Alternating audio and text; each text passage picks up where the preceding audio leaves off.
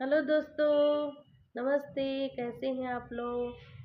आशा करती हूँ अच्छे ही होंगे।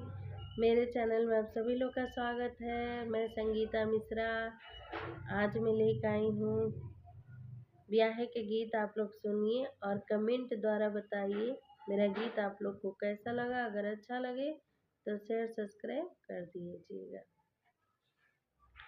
मलिया लगावेला बाग बगईचा, मलिनी लगावे फूलवार, पिछवा उलटी जब चितवे मलिनिया हो, देखे दुल्हे तब ठाड़, मलिया लगावेला बाग बगईचा, मलिनी लगावे फूलवार, पिछवा उलटी जब चितवे मलिनियाओ, देखे दुल्हे तब ठाड़, कवन जरूरत तुहके लागे ये दुल्हे, आव बड़े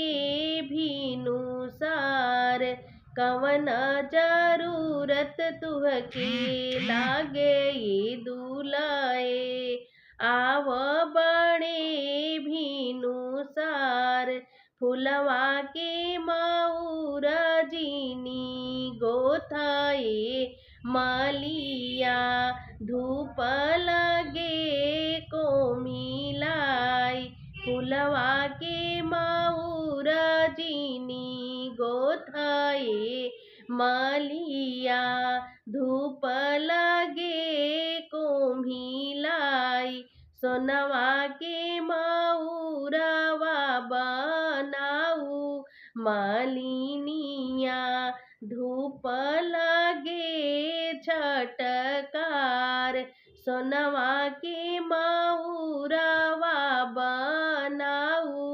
मलिनिया, धूप लगे चटकार, सबके निहारेला बर बरतिया, सासु निहारे दामाद, सोनवा के मऊर सिर चमकेला मलिया, आव दुल्हे दामाद, मलिया लगावेला बाग बगईचा, मलिनी लगावे फूलवार, सोनवा के मऊर सिर चमकेला मलिया, आव दुल्हे दामाद,